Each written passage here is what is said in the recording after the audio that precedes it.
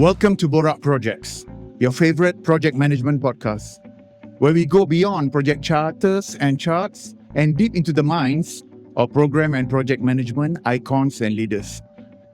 I am Alex Zulkarnain, your host and fellow project practitioner. And this podcast is brought to you powered by our sponsor, PXP, or Project Excellence Partners, your trusted partner in project excellence. In every episode, we will sit down with real builders and champions of progress, the Otais, the sorcerers, and the superheroes of the project management world, to unpack and learn what it really takes to deliver projects successfully. Now, in this super special episode, we are recording it live from KL Convention Center in a prestigious event, the International Malaysia Project Excellence Conference, or IMPACT 2025. And this podcast, as usual, has no fluffs, just real talk, straight from experience. Now, are you ready? Let's bring it on.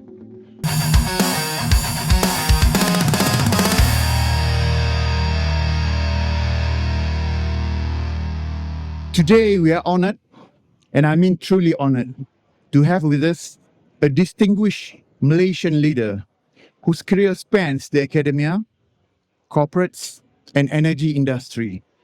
Our guest needs little introduction, but he certainly deserves one.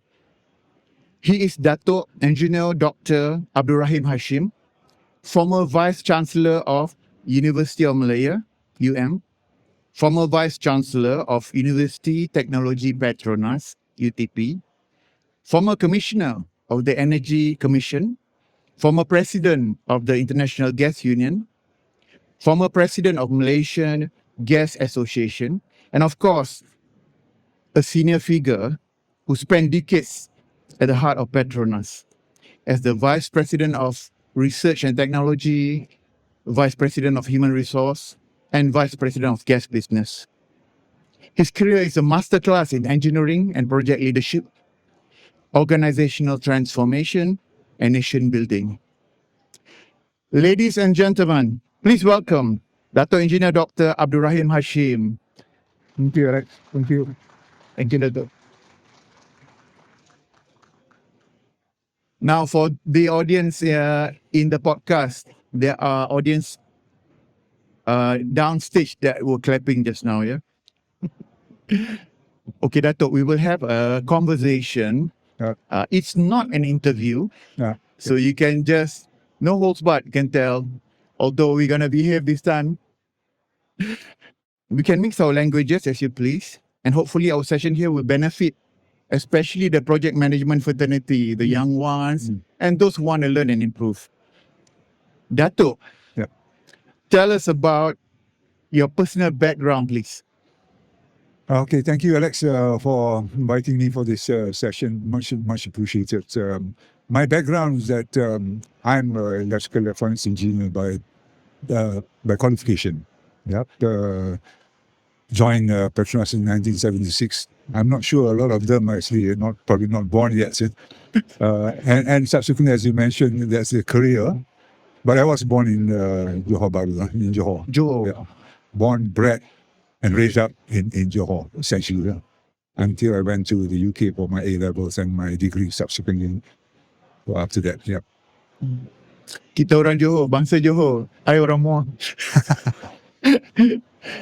Okay, can you share with us your hobbies?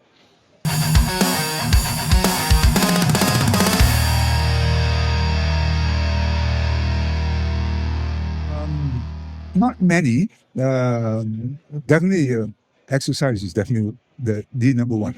Exercise.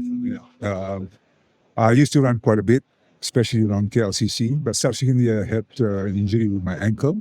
So I took up cycling. And I go into races as far as cycling is concerned. Races? Yeah. Wow. And I read quite a bit. So a lot of times reading is my passion or my pastime is read. Yeah. And of course, I got my own durian kebun to look after. So that's durian kebun. Yeah. Wow. Nanti boleh ajak lah. Dato', I heard you are good at hockey and everything. They ask you to play paintball pun you menang and all that. I'm blessed in terms of the eye-hand coordination. So that's a gift. So the question is that how do you then subsequently utilize them appropriately lah?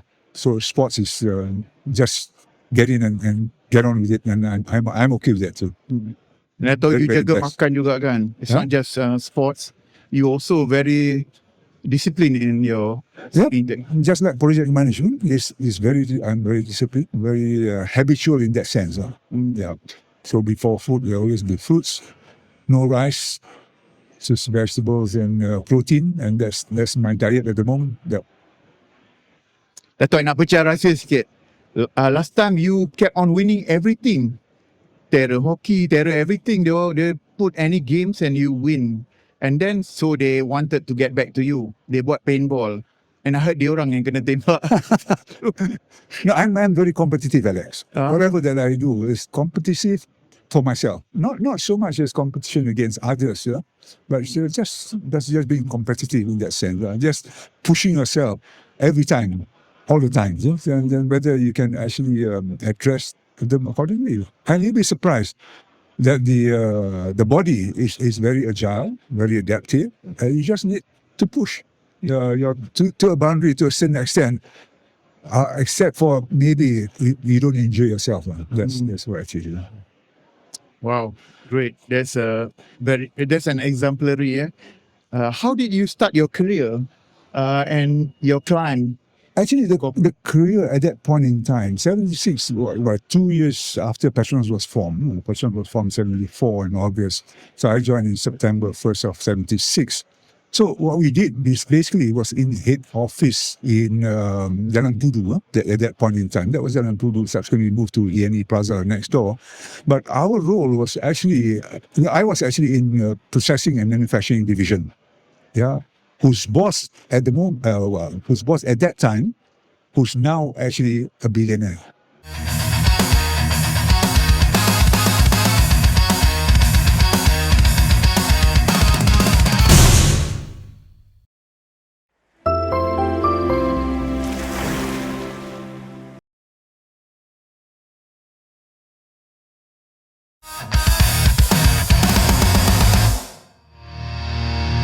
Tan Sri Ngau Boon Kiat was my boss at that point in time. So our role was actually to implement a lot of these so-called small projects. The first project was the Penang hydrant system at the airport, and subsequently Subang, and then also supply base in Kemaman and so on and so forth. So that was, I think, the time that PETRONAS was building itself as a national oil company to make sure that we implement projects which are related in terms of supplying fuels to the countrywide. 1976, dah buat project. Let's count, that's 50 years ago. Close. It's a long time ago. Yeah. But, Wow. And you also anchored a lot. Nanti I will ask you about those. Probably the audience would love to know any projects along your career that you want to share, exciting ones. I think the biggest one obviously is the Malacca refinery. That's I guess the one that I'm quite proud of, because we started that project basically from a rubber estate. Yeah, it was a rubber estate. You cannot see the contour of the land itself. It's 1,000 acres, and it's situated just next door to the commando camp in Trenda. And then also there's a lot of we call kampong around the area. And unfortunately we have to move one big kampong there. And it's a big project in the same, because it was phase 1 and then subsequently phase 2. So I spent quite a bit of time in that particular project, almost 10 years in the whole project, from beginning right until expanded into PSR2. Step 2, yeah. Dato', I was thinking, last time kita ada PMC, kita work together with PMC, and then after a certain point, dah tak ada, kita buat sendiri. Do you have any history of that? How it phased out? Actually, when we first started, the issue was that we don't have any skills as far as project management is concerned. So we have a lot of people coming in from various companies as individuals come on board. Yeah, so they bring in their own experiences to project manage the projects that we have, and of course, based on some of the big projects and so forth. Management felt that you require a project management consultant to assist us because we don't have those experiences, neither the skills. But subsequently, I think the more important is that now, how do you make sure that you also develop your own cadre of people in the company itself? Yeah.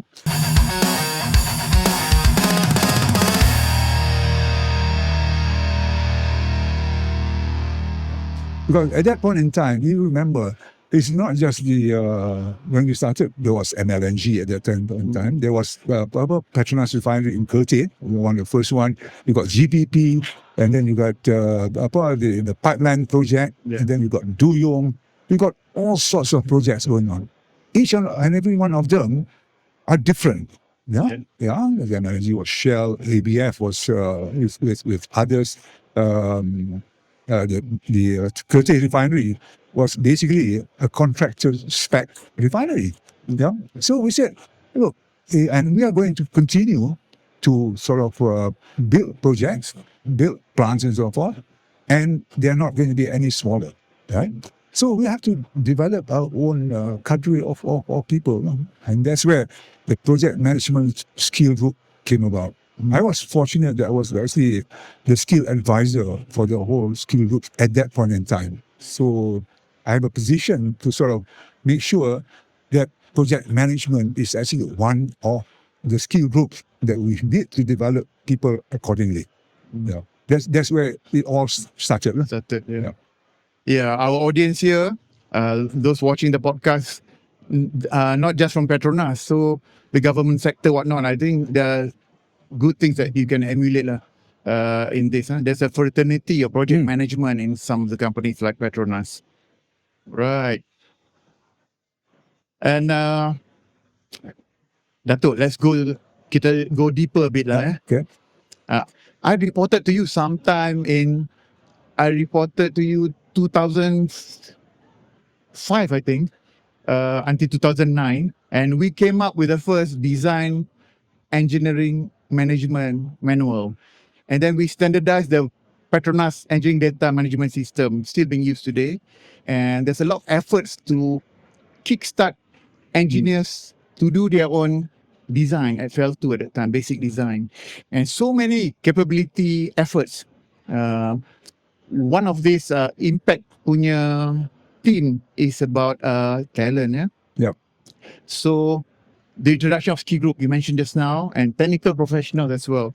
Now, in the context of the industry now, right, what do you recommend for project management fraternity to focus on capability building? What should they focus on? Because the ecosystem need everyone to be up in their game. I guess the development of project managers is just something which doesn't come just like that. You just cannot become and say, I put you as a project manager, and you become a project manager with all the skills required.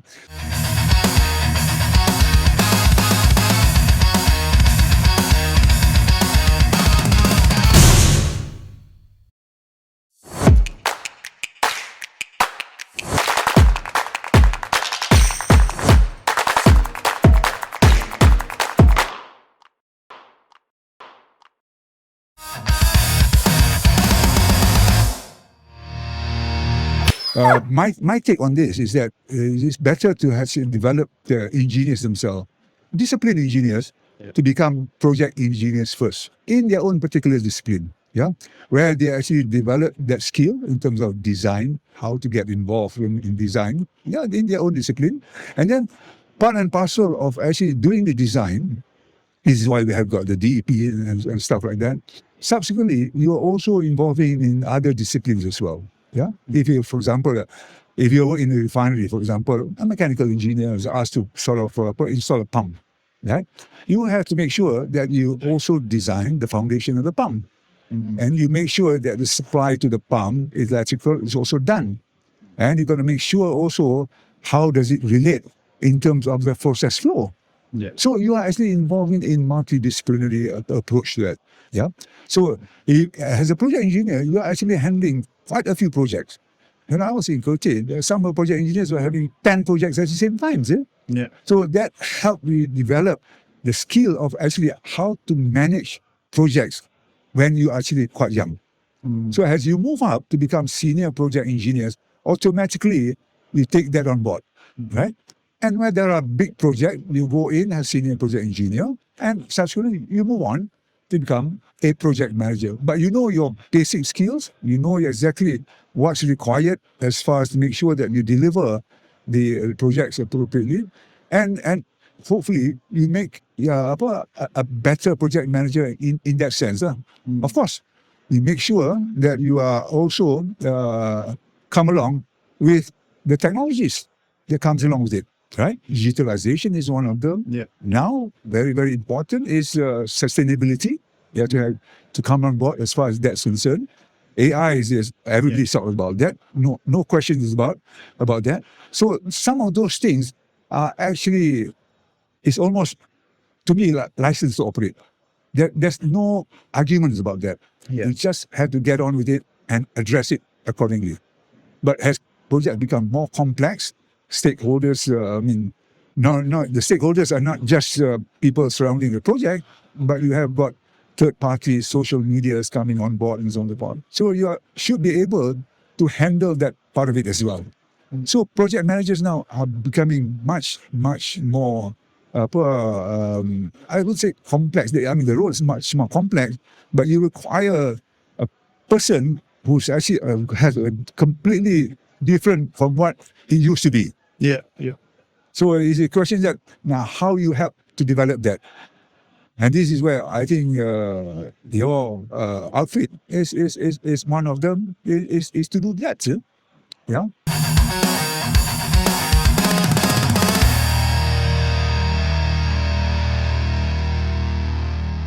I still believe that the country needs, I think, a project management academy to help develop new project managers in order to handle a lot of more projects for the country. Not just oil and gas, because I think one of the issues with what we see in the public sector, a lot of projects has got a lot of issues. Yeah, maybe there are not good project managers around, but mentioning project managers alone is inadequate, because you need the whole team. You need the planners, the cost estimators, the contract guys, and then subsequently the construction people and so on and so forth. So you need the whole team to be able to deliver the project as per requirements. Yeah, you got to be deliberate, Right. Very conscious, effort to improve. I like your whole storyline though is packaged well. So I skip one question because perhaps everyone, the whole ecosystem, everyone should look into project management capability lah. Jangan banyak accidental project managers, Datuk. Right.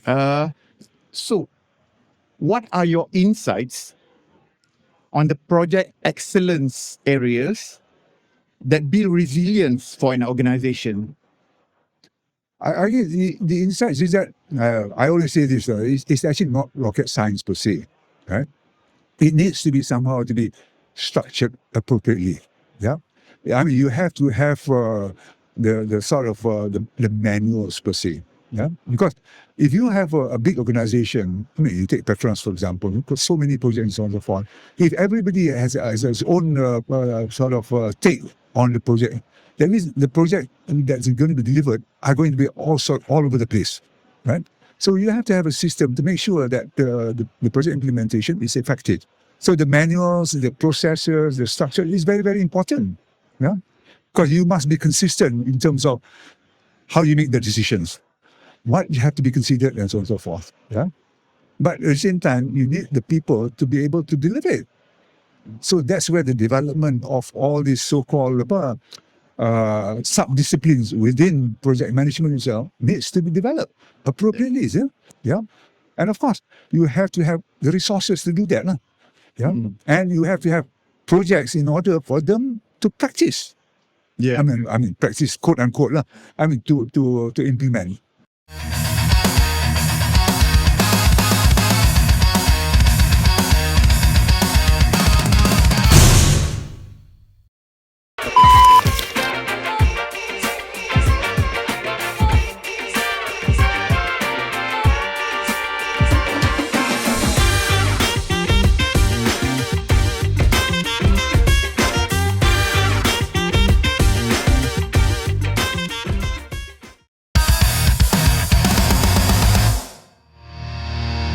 That's why you say that a lot of projects actually, I mean, they are more successful than the so-called failures, right? Because of that particular system. See? Yeah. And at the end of the day, you also have to make sure that you have knowledge management, this sort of called feedback loop. Yeah? The feedback loop that you have to have post-mortem, what's done well, what can be improved further. Yeah. And I say at that point in time also, what we did was that we have the so-called project management forum, where all the project managers come together, share best practices, and learn from each other. And also, I think more important is to network. Because some projects may be requiring specific sub-disciplines which others have. So if your networking is actually very, very good, yeah, one phone call away. I mean, you're sharing of resources appropriately, isn't it? Yeah. I think the downstream one is a bit more tighter. Yeah. Maybe subsequently we incorporate the upstream guys also on board. So, yeah. So I think this is something which the whole ecosystem has to work well. Yes. It's not just one. There's no one silver bullet, Alex. No one silver bullet. It's a lot of ingredients coming into it and making sure that it works well. Yes. That's what it is. I very much agree on that one. Kalau one organisation sahaja yang project management dia mature, kan, where a very good system in place, whatnot, tapi dalam ekosistem kontraktor ke belakang, subcontractor pun tak pandai, dia orang yang actually on the ground running the project. So I think the whole ecosystem kena angkat lah. Siapa yang big brother tu kena look into beyond the organisation, Datuk. I think the other point I'd like to make up front is that when you actually define the project, yeah, it needs to be, there must be clarity in defining the project, what's required, you know. But also when you actually do and specify, and it all depends in terms of what strategies you have in terms of contracting. Yeah, kalau you go and lump sum turnkey and so on and so forth, you make sure that your project specs is full. Yeah, and the question is that what type of project specs are you going to use? Yeah, making sure that it is complete. Because I believe in planning up front. Because subsequently then you will reduce the cost variation and cost claims and so on and so forth. Not only that, but you are able to deliver project as per what is required, and it's important. And the other area that my own experience is that you must involve the operations people up front.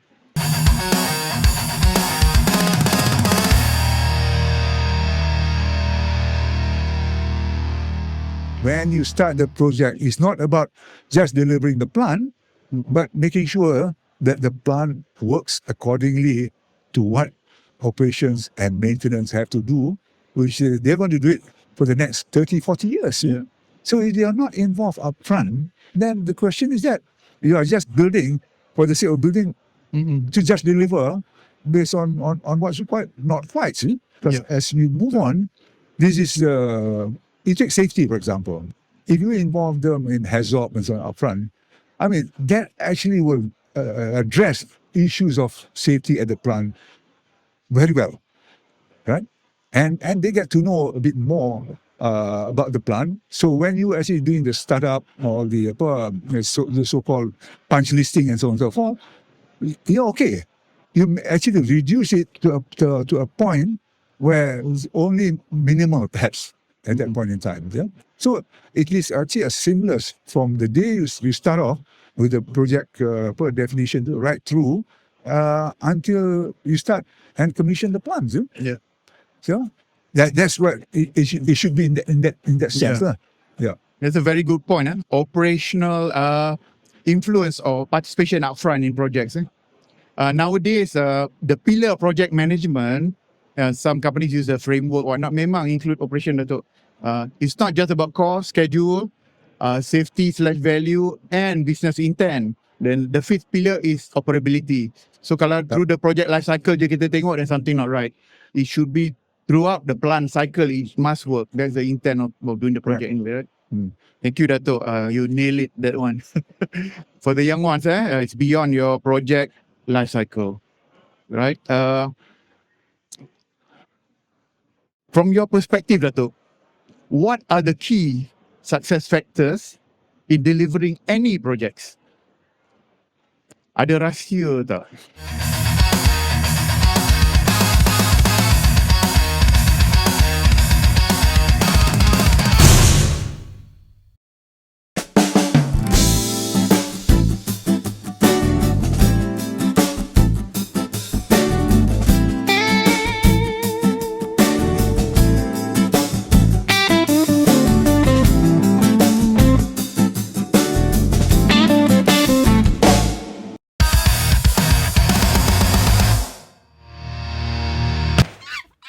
I guess the early definition of the project is very, very important.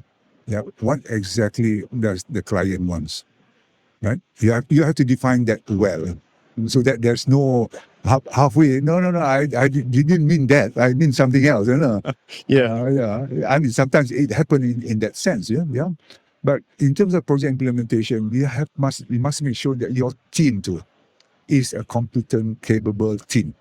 Right? Because you're no longer depending on project management consultants per se, but you as your own team. Now, what is actually required to make sure that you're able to deliver that particular project? And as a project manager, your role is not just not going down to the 3 feet level, but you must understand also what are the risks that's involved. Because I'm sure there's going to be something which will happen. Project is not a straight line. Exactly. Never a straight line. Yeah, it's always bumps here and there and so on and so forth. But you're able to handle those issues appropriately, right? Yeah, it can be the surrounding people around the project. It can be regulatory bodies coming around and saying, no, that's not what we want you to do and so on and so forth. Yeah, so you must be able to handle that accordingly. Yeah, and nowadays it's becoming more complex, because if there's an issue at a project, the social media will be on you straight away. Yeah. Automatically. Nowadays. Yeah. Nowadays. So how do you handle that to make sure that the information flow goes out and actually dampen that it doesn't affect in terms of your project team? And of course, we mentioned about contractors per se. Now, of course, it's very, very important to get the right contractor on board, because you're not doing the job yourself. Yeah. Somebody else is going to do the job, right? Yeah. It was mentioned that in terms of selecting contractors, you have to make sure that you have got the team A. You must make sure that you know who's team A in this particular contractor's outfit. Yeah. And you must interview the key people, because if you don't do that, then the question is that because they themselves are taking people from elsewhere, even within their own organization, so they may or may not gel each other. So you have to make sure that the contracting team is the one that can actually deliver the project. Yeah. So it is a combination is a lot. So if you start thinking in terms of what is required, what could happen in the future and so forth, so it's you're okay, because as it crops up, you are able to handle it.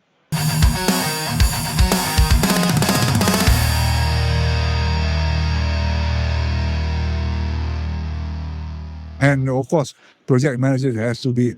I mean, you have to have a demeanor where you can receive bad news, but you don't so be jumpy and be able to calmly address the issues appropriately. Is it? and everybody centralized looks at you. Yeah. What is this guy going to do? What is he going to say? Yeah. So it's I wouldn't say it's a glamorous job, but it is a very, very responsible, highly accountable job. The main actor in that. Datuk, kat luar sana, orang ada debate about project management is art or science. How many percent is art? How many percent is science? What's your take on that one? It's the science of it is in terms of the methodologies, the processes. That's the science of it. I mean, you can't do cost estimating just by plucking this by gut feel that compressor cost. No, it's not. There is a science to it. There is a data driven and so on and so forth. Again, the art of it is how do you make sure that each of those components work together? Because there's no science to it. Because each project are different. Exactly. Yeah. So how do you make sure that yes, this one will gel together, this one will put it together, and it will work as a whole, right? And the attributes is very, very important. That's where the so-called art of it. But I say it's always the attributes of people are very, very important. Yeah. Because you're working in a team. Yeah. You don't want somebody who says I'm the loudest will say that this is what I want to do. No, it's not.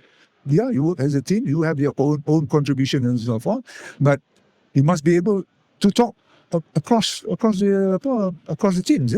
Yeah, and work together well. And this is where communication is very, very important. Yeah, and the science of it is that you have meetings. Because that's where you report in terms of the progress and so on, what the problem is. But the art of it, how do you communicate better? Yeah. Yep. What is how do you convince? How do you influence your peers or the contractors to do something that which is perhaps has an issue? Yeah. Datuk, I ada simpan soalan ni lama dah nak tanya you. I've done peer reviews all over the world. I've done exercises with other companies internationally. I found out our project management practices, kalau tak sama pun better than them. Ni Mak Saleh punya ni lah. What's your take on that? Sebab sama je. Ada yang bukan main lagi tapi no better pun. What's your take on that one?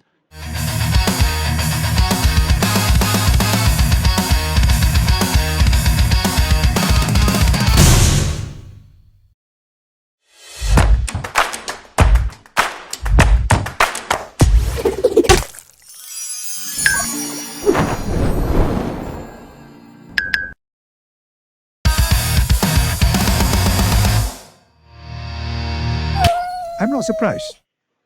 I'm not surprised at all. Because kalau you tengok macam PMC, for example, because some of them are not homegrown. They take people off the street. Yes. Yeah, and then they put together a team. Right? So their culture is perhaps not there quite. Because they take their team as for that particular project. Yeah. After that, they disband. Yeah. Right? So maybe the lessons learned also are not there. You lose the lessons learned. And also at the same time, it is almost, I wouldn't call it quote-unquote mercenaries, but they are. Yeah. They are mercenaries in that sense. But ours is that it is homegrown, it is there, and it is a career. It is a career for you. Yeah. So whatever that you do and how you perform and so forth is based on your performance. Yeah. So and normally when you are it's your own project, I mean you are more passionate about it. Because you must make sure that my operations people, my maintenance people will be able to operate and maintain these facilities for the next 30, 40 years. Yeah? Because if they will see you and say, hey Alex, you did this project and so on and so forth, why is this like this? I mean, it'll come back to you. Yeah? So you must make sure that whatever you deliver meets their requirements, and at the same time, you have your own professionalism, right?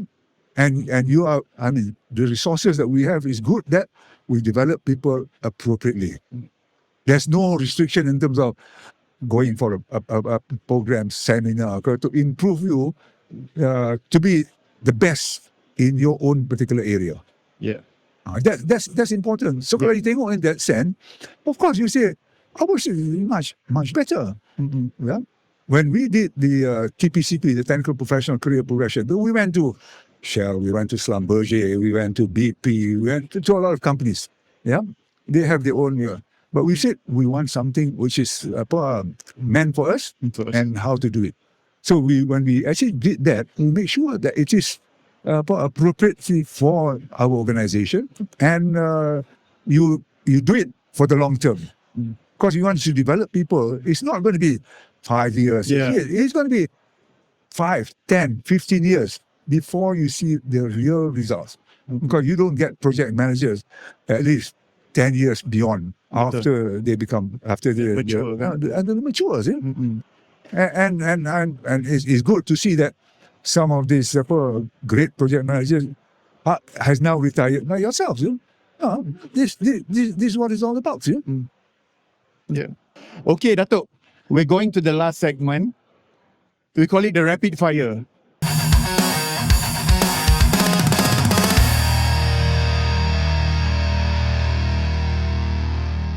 It's going to be a fun segment. I'm going to give you 2 words or 2 statements or 2 phrases. You choose which one you like for whatever reason. And you got the option to explain why if you want to. Okay.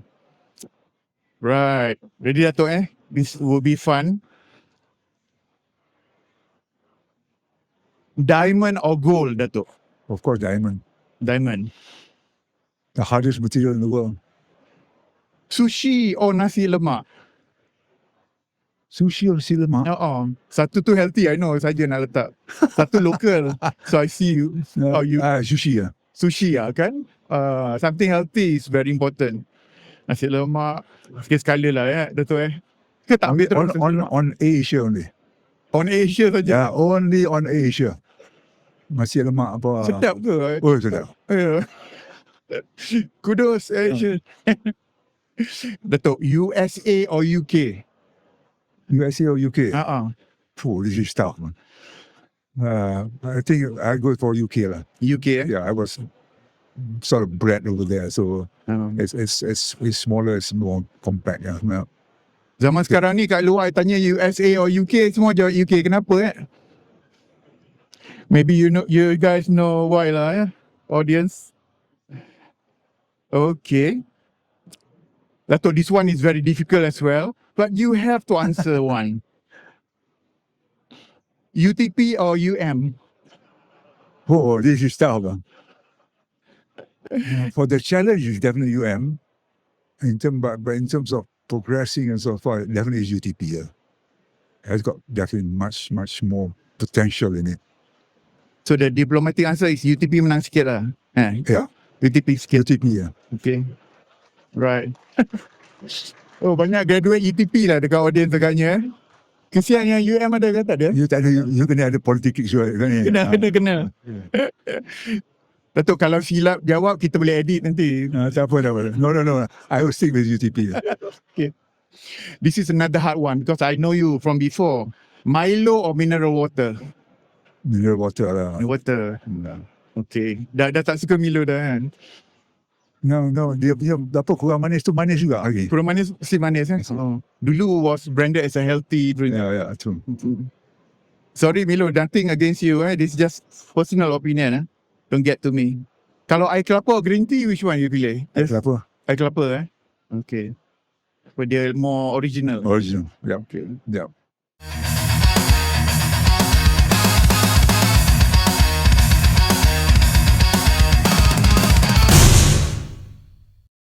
Too many tools? Not enough clarity? Planoly is the no-code platform built for every workflow. Automate tasks, align teams, and move faster. Planoly, built to work your way.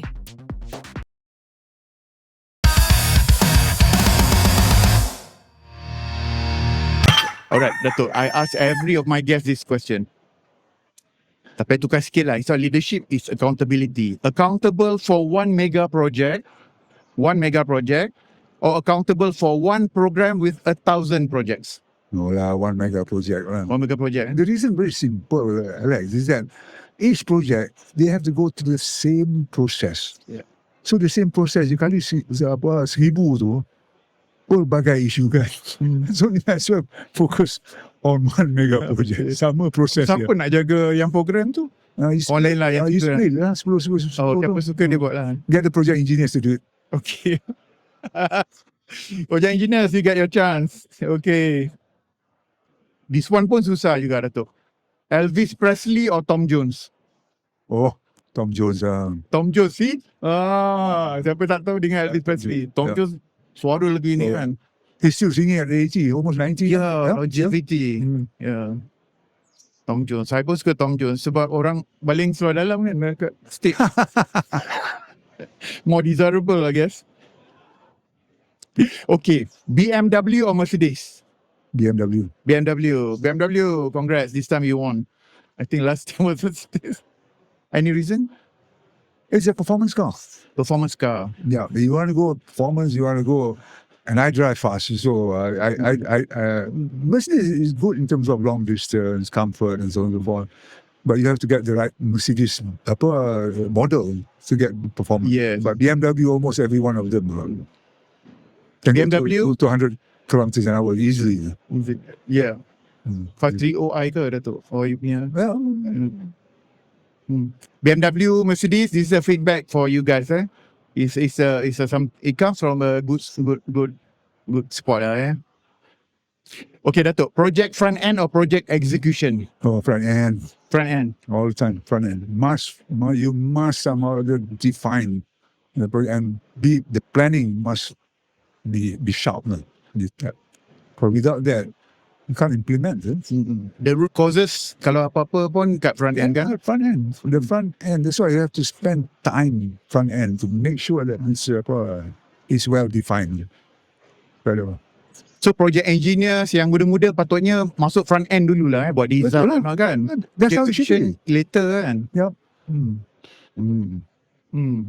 Because how can you know whether the contractor is performing on the phone unless you you know your own particular discipline kan? ITB contract semua kat depan kan?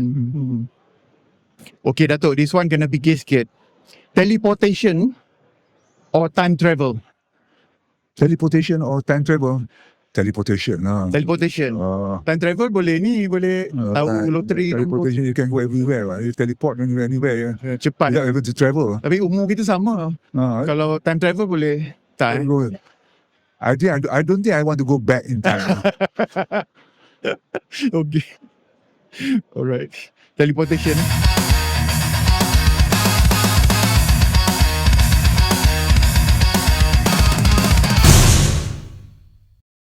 Imagine your data structured into clear training plans, business plans, strategic roadmaps, and beyond.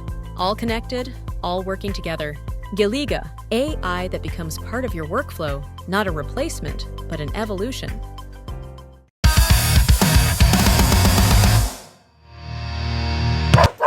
This one pun susah.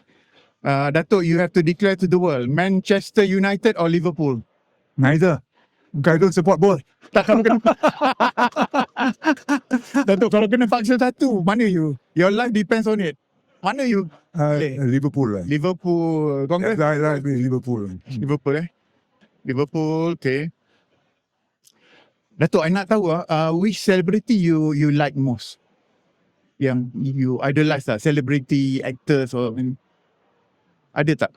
Seorang? No, tak ada. I just watch for the sake of watching, but tak ada celebrity minat? Tak ada. Oh, susah nak tanya soalan seterusnya ni. Okay, I try Watching this episode of Borak Projex or watching the premiere of a movie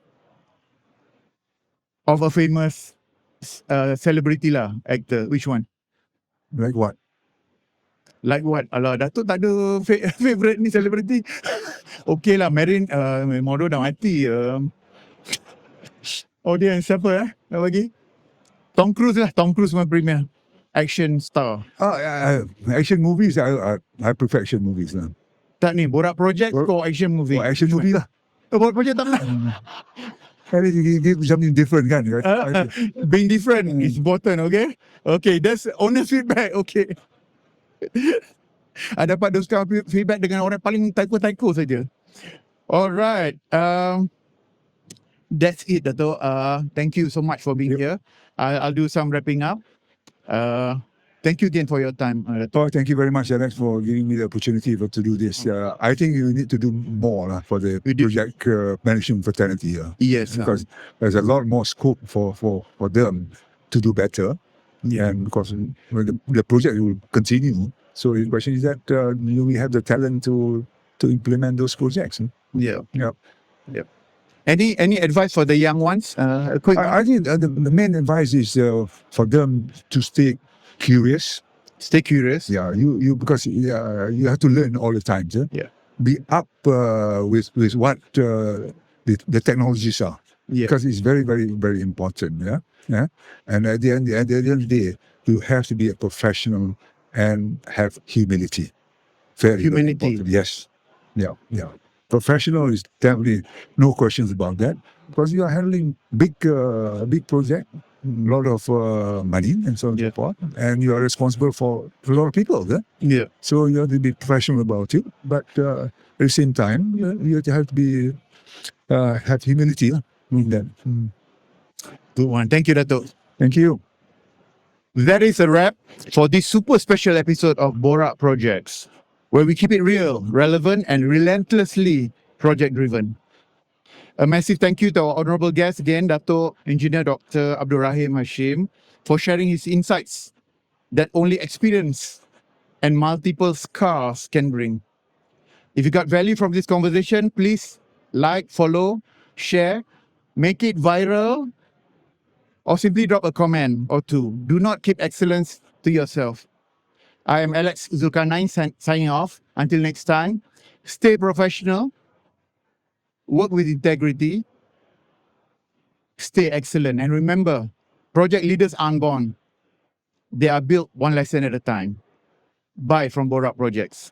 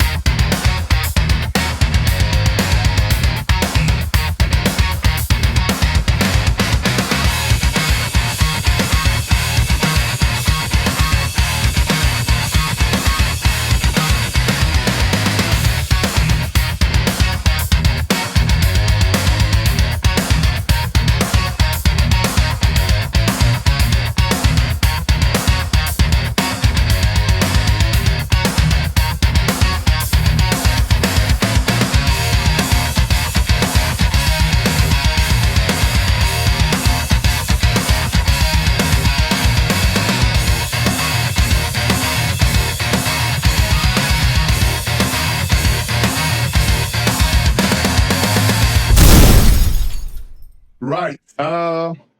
We're going to record live the Borak Projects podcast. Thank you all the guests for coming. We are already rolling, right? The podcast. Are we rolling already? Okay. We'll also join our guests on stage for a group photo. You can sit at the front, ya. Tak ada VIP. Datang. Boleh duduk depan. Semua takut. Nowadays. Yep. Yeah. Nowadays. Yeah. Yep. I get something for you, Alex. Dato' bagi something. There's a book. Science and Art of Longevity. Dato' is a testament to that lah kan. And then I pun ada lagi. One more book. Oh, thank you. So you have to read it. I will read this. Designing Your Life. I've got a few years left. I'm getting 20.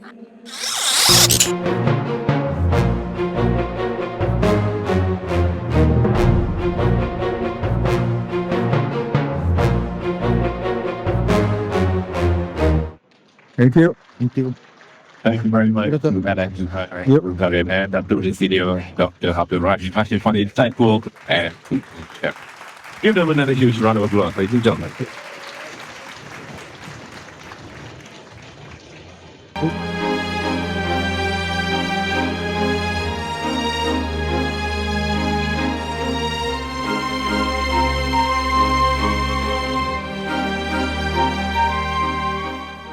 Bye from Borak Projex.